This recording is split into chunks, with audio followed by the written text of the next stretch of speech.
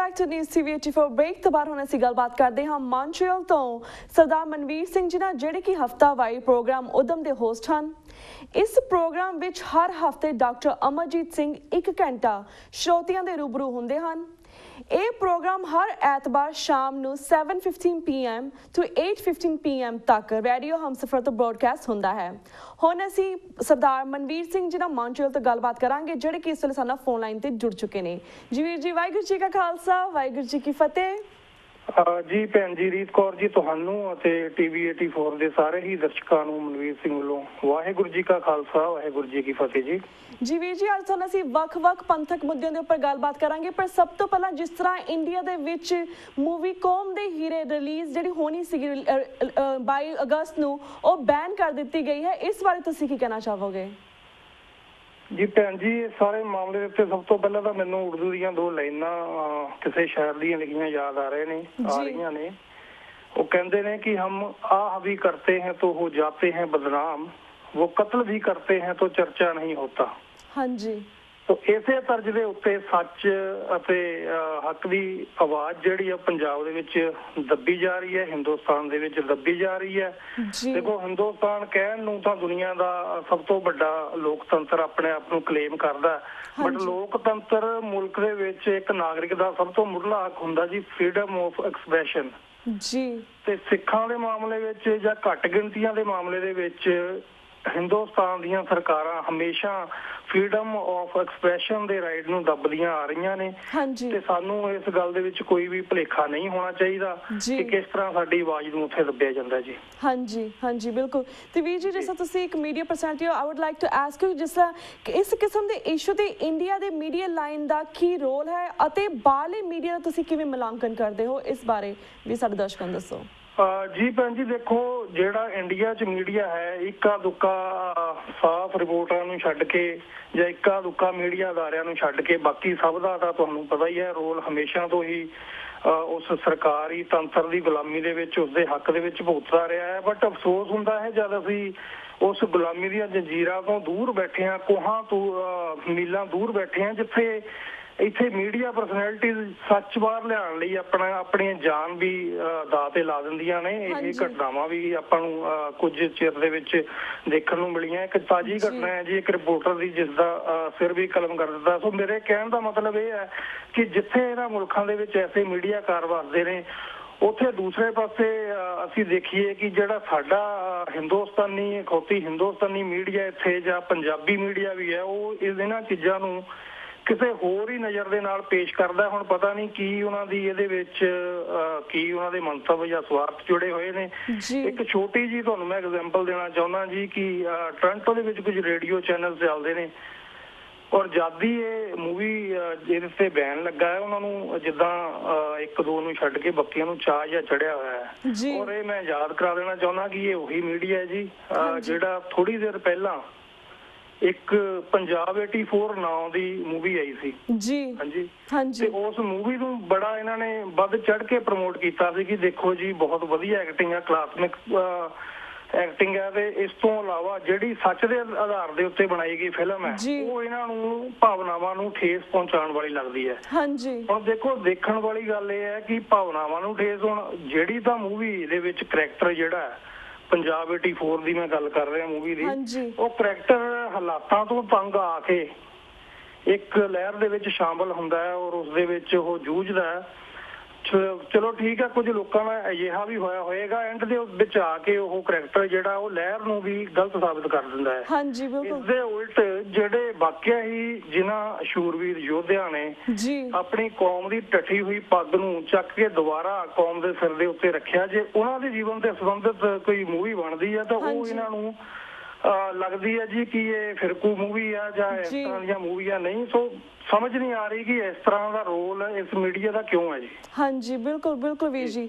ਤੇ ਵੀਰ ਜੀ, the thing is maybe they are scared of ਕਿ ਇਹ ਮੂਵੀ ਆਏਗੀ ਬਾਹਰ ਤਾਂ ਕਾਫੀ ਲੋਕ ਪੰਜਾਬ ਦੇ ਵਿੱਚ ਜਾਂ ਇੰਡੀਆ ਦੇ ਵਿੱਚ ਇਸ ਮੂਵੀ ਬਾਰੇ ਜਾਗਰੂਕ ਹੋਣਗੇ, ਬਾਹਰੋਂ ਦੱਸਣਗੇ ਕਿ ਬਾਹਰ ਦੇ ਦੇਸ਼ਾਂ ਤੇ ਅਸੀਂ ਆਲਰੇਡੀ ਮੂਵੀ ਵੇਖ ਚੁੱਕੇ ਹਾਂ ਆਪਣੇ ਬੱਚਿਆਂ ਦੇ ਨਾਲ, ਆਪਣੇ ਫੈਮਲੀਜ਼ ਦੇ ਨਾਲ। So we already know what happen. So I don't know why they ban this movie in India, but I would definitely ਅਸੀਂ ਰੱਬ ਅੱਗੇ ਅਰਦਾਸ ਕਰਦੇ ਹਾਂ ਕਿ ਕਿ ਜਲਦ ਤੋਂ ਜਲਦ ਇਹ ਮੂਵੀ ਦਿਖਾਈ ਜਾਵੇ ਇੰਡੀਆ ਦੇ ਵਿੱਚ ਵੀ, ਤਾਂ ਕਿ ਸਾਡੀ ਬੱਚੇ ਜਿਹੜੇ ਨਸ਼ਿਆਂ ਦੇ ਵਿੱਚ ਜਾ ਰਹੇ ਨੇ ਇੰਡੀਆ ਦੇ ਵਿੱਚ, ਸਪੈਸ਼ਲੀ ਪੰਜਾਬ ਦੇ ਵਿੱਚ, ਉਹਨਾਂ ਨੂੰ ਪਤਾ ਲੱਗੇ ਕਿ ਸਾਡੇ ਸੂਰਵੀਰਾਂ ਨੇ, ਸਾਡੇ ਭਰਾਵਾਂ ਨੇ ਕਿਸ ਤਰ੍ਹਾਂ ਆਪਣੀ ਸਿਰਫ ਪੱਗ ਦੀ ਖਾਤਰ ਆਪਣੀਆਂ ਜਾਨਾਂ, ਆਪਣੀਆਂ ਪੂਰੀ ਦੀ ਪੂਰੀ ਫੈਮਿਲੀ ਬਾਰ ਦਿੰਦੇ ਸੀਗੇ ਇਸ ਚੀਜ਼ ਦੇ ਉੱਪਰ। ਫਿਰ ਸਾਡੇ ਅੱਜ ਕੱਲ੍ਹ ਦੀ ਜਿਹੜੀ ਨਸਲ ਹੈ ਪੰਜਾਬ ਦੇ ਵਿੱਚ, ਉਹ ਜਿਸ ਤਰ੍ਹਾਂ ਇੱਕ ਹੋਰ ਨਸਲਕੁਸ਼ੀ ਦਾ ਤਿਆਰ ਹੋ ਰਹੀ ਹੈ, ਨਸ਼ਿਆਂ ਦੇ ਵਿੱਚ ਜਾ ਰਹੀ ਆ। So this is really sad. But anyways ਵੀਰ ਜੀ, ਅਸੀਂ ਅਗਲੇ ਕੁਐਸਚਨ ਵੱਲ ਵਧਦੇ ਹਾਂ। ਜਿਸ ਤਰ੍ਹਾਂ ਖਤਰਨਾਕ ਕਾਤਲ ਪਿੰਕੀ ਕੈਟ ਨੂੰ ਭਾਰਤ ਸਰਕਾਰ ਨੇ ਗੁੱਡ ਕੰਡਕਟ ਦੇ ਹਵਾਲੇ ਨਾਲ ਛੱਡ ਦਿੱਤਾ ਹੈ, ਵੇਅਰ ਦੂਸਰੇ ਪਾਸੇ ਸਾਡੇ ਕਾਫੀ ਸਾਰੇ ਵੀਰ ਜਿਹੜੇ ਝੂਠੇ ਮੁਕਾਬਲੇ ਵਿੱਚ ਮਾਰੇ ਵੀ ਗਏ ਸੀਗੇ, ਝੂਠੇ ਕੇਸਾਂ ਵਿੱਚ ਫਸਾਏ ਗਏ ਨੇ, 20-30 ਸਾਲਾਂ ਤੋਂ ਉਹ ਪੰਜਾਬ ਦੀ ਜੇਲ੍ਹ ਦੇ ਵਿੱਚ ਬੰਦ ਨੇ, ਇੰਡੀਆ ਦੀ ਜੇਲ੍ਹ ਦੇ ਵਿੱਚ ਬੰਦ ਨੇ। ਪਰ ਇਸ ਤਰ੍ਹਾਂ ਦਾ ਖਤਰਨਾਕ ਗੁੰਡਾ, ਇਸ ਤਰ੍ਹਾਂ ਦਾ ਖਤਰਨਾਕ ਕੈਦੀ ਜਿਹੜਾ ਵਾ ਉਹ ਬਾਹਰ ਘੁੰਮੇਗਾ, ਖੁੱਲ੍ਹੇਆਮ ਘੁੰਮੇਗਾ। ਇਸ ਬਾਰੇ ਤੁਸੀਂ ਕੀ ਕਹਿਣਾ ਚਾਹੋਗੇ? ਜੀ ਦੇਖੋ ਭੈਣ ਜੀ, ਇਹ 2001 ਦੀ ਘਟਨਾ ਹੈ, ਜਦੋਂ ਇਸ ਪਿੰਕੀ ਨੇ, ਜਿਹੜਾ ਕਿ ਕੈਟ ਰਿਹਾ, ਗੁਰਮੀਤ ਪਿੰਕੀ ਇਹਦਾ ਪੂਰਾ ਨਾਮ ਹੈ ਜੀ।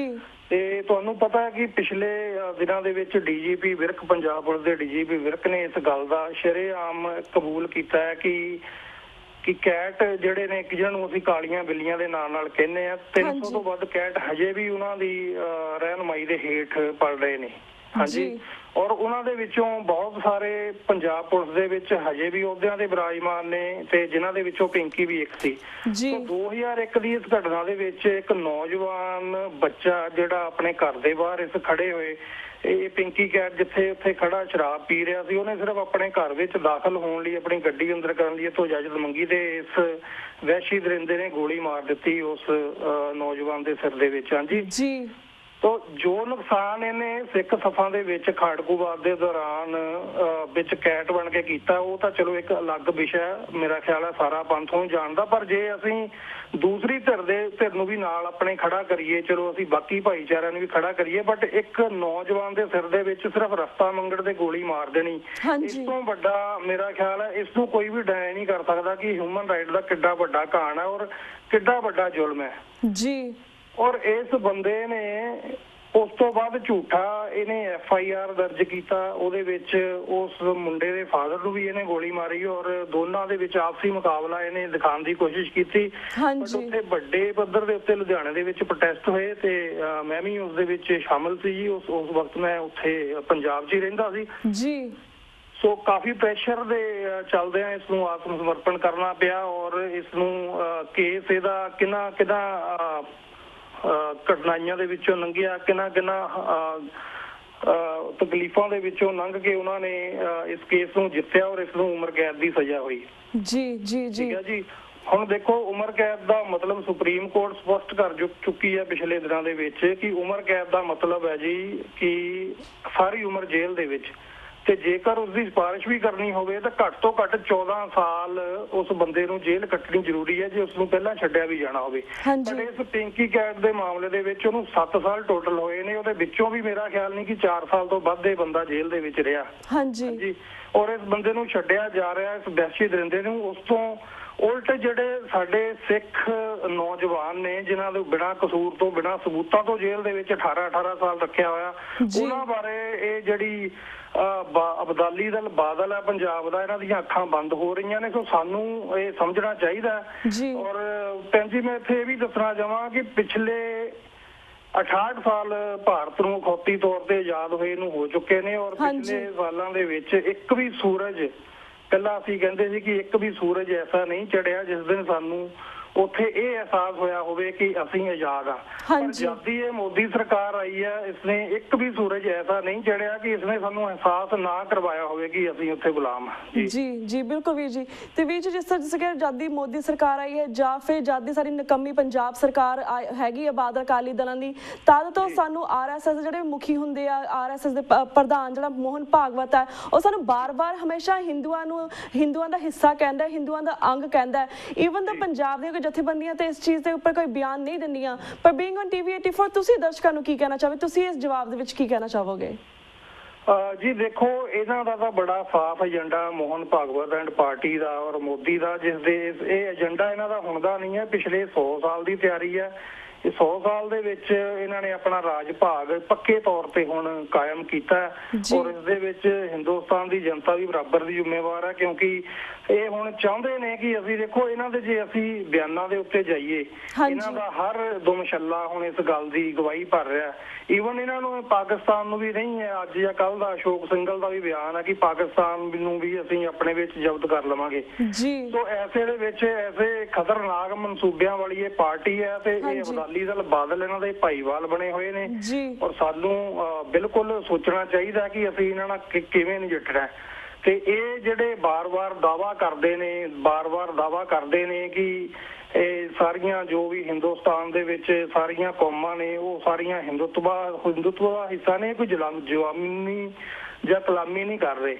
ਇਸ ਦੇ ਉੱਤੇ ਬੜੀ ਵੱਡੀ ਸਾਜ਼ਿਸ਼ ਹੈ। ਜਿਵੇਂ ਪਿਛਲੇ ਦਿਨਾਂ ਦੇ ਵਿੱਚ ਦੇਖਣ ਚ ਆਇਆ ਕਿ ਇਹਨਾਂ ਨੇ RSS ਨੇ 100 ਦੇ ਕਰੀਬ ਨਵੇਂ ਹਿਸਟੋਰੀਅਨ ਲਾਏ ਹੋਏ ਨੇ ਇਸ ਕੰਮ ਤੇ ਔਰ ਸਾਰੀਆਂ ਕੌਮਾਂ ਦਾ ਇਤਿਹਾਸ ਲਿਖਣਗੇ।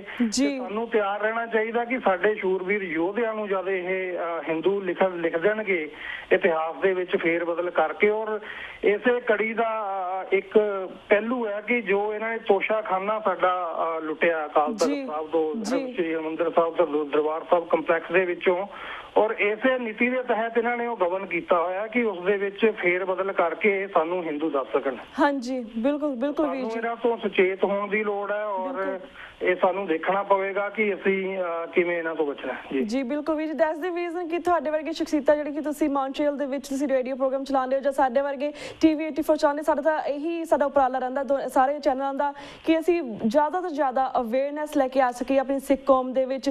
ਜਿਹੜੇ ਸਾਡੇ ਵੀਰ ਭੈਣ ਨਹੀਂ ਇਸ ਚੀਜ਼ ਤੋਂ ਜਾਗਰੂਕ ਹੈਗੇ ਆ, ਉਹਨਾਂ ਨੂੰ ਜਗਾਈਏ, ਉਹਨਾਂ ਨੂੰ ਉਠਾਈਏ, ਉਹਨਾਂ ਨੂੰ ਪਤਾ ਲੱਗੇ ਕਿ ਸਾਡਾ ਕੀ ਹੋ ਰਿਹਾ। ਬਿਕੋਜ਼ ਅਗਰ ਇਹ RSS ਤੋਂ ਅਸੀਂ ਹੁਣ ਨਹੀਂ ਬਚੇ ਨਾ, ਮੇਬੀ ਜੇ ਸਾਡੇ ਅਗਲੇ ਆਉਣ ਵਾਲੇ ਬੱਚੇ ਹੋਣਗੇ they won't be Singh and Kaur anymore, ਫਿਰ ਸ਼ਾਇਦ ਉਹਨਾਂ ਦੇ ਨਾਮ ਵੀ ਚੇਂਜ ਕਰ ਦਿੱਤੇ ਜਾਣਗੇ। So this is up to us, it's our duty right now to take care of this problem and bring awareness to our community. But anyways ਵੀਰ ਜੀ, ਸਾਡਾ ਹੁਣ ਵਕਤ ਵੀ ਸਮਾਪਤੀ ਵੱਲ ਜਾ ਰਿਹਾ, ਵਕਤ ਹੋ ਗਿਆ ਤੁਹਾਡੇ ਕੋਲ ਇਜਾਜ਼ਤ ਲੈਣਾ। ਥੈਂਕ ਯੂ ਸੋ ਮਚ ਕਿ ਤੁਸੀਂ ਆਪਣਾ ਟਾਈਮ ਕੱਢ ਕੇ ਸਾਡੇ ਦਰਸ਼ਕਾਂ ਦੇ ਰੂਬਰੂ ਹੋਏ, ਆਪਣੇ ਵਿਚਾਰ ਸਾਂਝੇ ਕੀਤੇ। ਇਸੇ ਤਰ੍ਹਾਂ ਸਮੇਂ-ਸਮੇਂ ਚਾਹਾਂਗੇ ਤੁਸੀਂ ਸਾਡੇ TV 84 ਦਰਸ਼ਕਾਂ ਦੇ ਰੂਬਰੂ ਹੁੰਦੇ ਰਹੋ, ਆਪਣੇ ਵਿਚਾਰ ਸਾਂਝੇ ਕਰੋ। ਤੇ ਅਸੀਂ ਹੁਣ ਤੁਹਾਡੇ ਕੋਲ ਇਜਾਜ਼ਤ ਲੈਂਦੇ ਹਾਂ ਵੀਰ ਜੀ। ਵਾਹਿਗੁਰੂ ਜੀ ਕਾ ਖਾਲਸਾ, ਵਾਹਿਗੁਰੂ ਜੀ ਕੀ ਫਤਿਹ। ਜੀ ਬਹੁਤ ਬਹੁਤ ਧੰਨਵਾਦ ਤੁਹਾਡਾ ਵੀ ਜੀ, ਤੁਸੀਂ ਜਦੋਂ ਵੀ ਆਰਡਰ ਕਰੋਗੇ ਅਸੀਂ ਤੁਹਾਡੇ ਨਾਲ ਜੁੜਦੇ ਰਹਾਂਗੇ। ਦਿਓ ਇਜਾਜ਼ਤ ਜੀ, ਵਾਹਿਗੁਰੂ ਜੀ ਕਾ ਖਾਲਸਾ, ਵਾਹਿਗੁਰੂ ਜੀ ਕੀ ਫਤਿਹ।